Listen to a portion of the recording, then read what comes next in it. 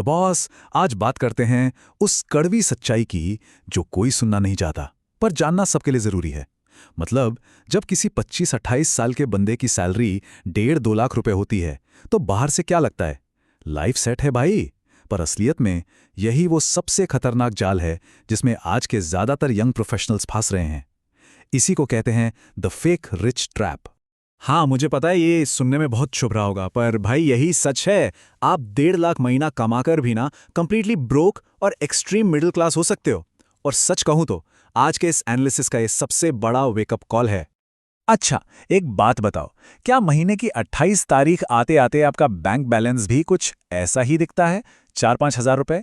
अगर जवाब हाँ है, तो देखो आप अकेले नहीं हो, लेकिन आप एक बहुत बहुत बड़े खतरे में हो। चलो इसको थोड़ा और डीपली समझते हैं। ठीक है, तो इस पूरे चक्कर को ना एक कहानी से समझते हैं। मिलिए राहुल से। राहुल एक टॉप की टेक फर्म में काम करता है और उसकी इन हैंड सैलरी है 16 लाख रुपए। सुनने में तो एकदम फाड़ू लगता है ना, पर उसकी सेविंग्स जीरो। अब सवाल यह है कि भाई कैसे? चलो देखते हैं। देखो, जैसे ही राहुल का पैकेज बढ़ा, सबसे पहला काम क्या हुआ? लेटेस्ट आईफोन, वो भी नो कॉस्ट ईएमआई पर। फिर उसे लगा भाई अब 1.5 लाख कमा रहा हूं, मेट्रो से ऑफिस थोड़ी जाऊंगा। तो उसने ले ली एक चमचमाती एसयूवी जिसकी ईएमआई जाती है 35,000 रुपए। अब गाड़ी आ गई तो स्टैंडर्ड ऑफ लिविंग भी तो मेंटेन करना है ना। तो गुड़गांव की एक प्रीमियम सोसाइटी में 45,000 रुपए का रेंट। और इन सब के ऊपर से फोमो का प्रेशर, मतलब दोस्तों के सामने शो ऑफ करने के लिए हर वीकेंड क्लबिंग और पार्टियां। नतीजा क्या हुआ? सैलरी महीने की पहली तारीख को क्रेडिट होती है और 5 तारीख तक खत्म। वो असल में ना एक फैंसी ट्रेडमिल पर बहुत तेजी से भाग रहा है, लेकिन पहुंच कहीं नहीं रहा। चलो, अब राहुल की कहानी से थोड़ा आगे बढ़ते हैं और उस असली खतरे को समझते हैं जो हम सब के लिए एक बहुत बड़ी टेंशन है। आपकी ये जो अच्छी खासी हाई पेइंग जॉब है ना, अब बिल्कुल भी सेफ नहीं है, क्योंकि 2026 का जॉब मार्केट पूरी तरह से बदल रहा है। ऑरेकल, टीसीएस, अमेज़न, भाई ये सिर्फ कंपनियों के नाम या कुछ नंबर्स नहीं है, ये एक बहुत बड़ी वार्निंग है। कंपनीज अब बहुत अग्रेसिवली एआई को अडॉप्ट कर रही हैं, और कॉस्ट कटिंग के लिए सबसे पहला निशाना कौन बन रहा है? हाई सैलरी वाली जॉब्स। और सबसे जरूरी बात जो हमें समझनी होगी वो ये है कि ये नौकरियां शायद कभी वापस नहीं आने वाली। ये कोई टेम्पररी रिसेशन या डाउनटर्न नहीं है, ये एक परमानेंट स्ट्रक्चरल शिफ्ट है। तो ये सोचकर आराम से बैठना कि मार्केट ठीक हो जाएगा, एक बहुत बड़ी गलती होगी। और इसी वजह से सर्वाइवल का पूरा मैथ ही बदल गया है। पहले कहते थे कि 3 महीने की इमरजेंसी सेविंग्स रखना गोल्ड स्टैंडर्ड है, लेकिन आज जब महंगाई 5-6% पर है और जॉब मार्केट इतना अनस्टेबल है, तो कम से कम 6 से 12 महीने के खर्चों के बराबर की सेविंग्स तो होनी ही चाहिए।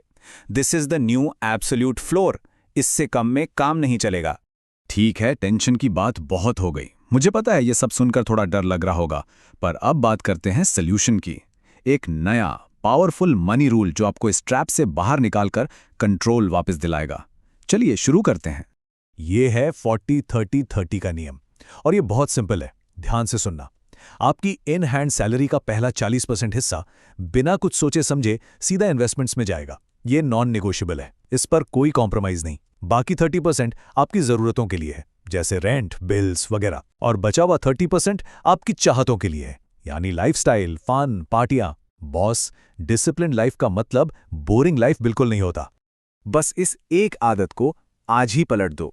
अमीर लोग सैलरी आते ही सबसे पहले इन्वेस्ट करते हैं और जो पैसा बचता है उसे खर्च करते हैं, जबकि ब्रोक मेंटालिटी वाले लोग पहले खर्च करते हैं और फिर सोचते हैं कि जो बचेगा उसे सेव कर लेंगे, और बचता कुछ भी नहीं। ये एक छोटा सा लेकिन गेम चेंजिंग माइंडसेट शिफ्ट है। अब देखो, 40% इन्वेस्ट करना तो पहला और सबसे जरूरी कदम है, लेकिन सिर्फ इतना काफी नहीं है। आपको एक मजबूत फाइनेंशियल किला बनाना होगा जिसमें सुरक्षा की 3 दीवारें हों। चलो इसको ब्रेक डाउन करते हैं। पहली और सबसे मजबूत दीवार है आपकी इमरजेंसी तिजोरी।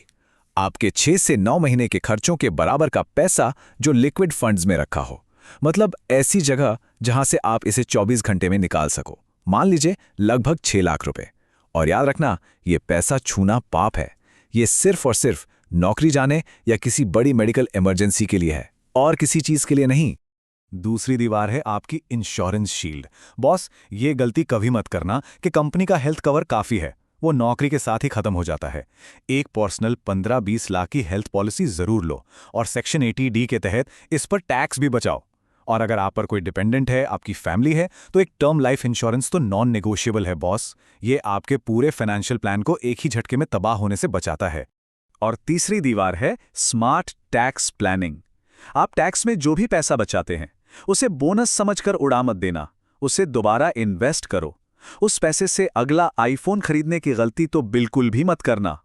और अब आते हैं सबसे जरूरी और आखिरी कॉन्सेप्ट पर, द अल्टीमेट एंड गेम।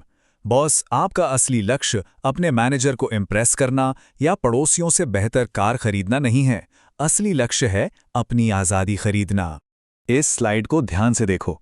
ये पारंपरिक रिटायरमेंट और फायर यानी फाइनेंशियल इंडिपेंडेंस, रिटायर अर्ली के बीच का फर्क साफ साफ दिखाता है।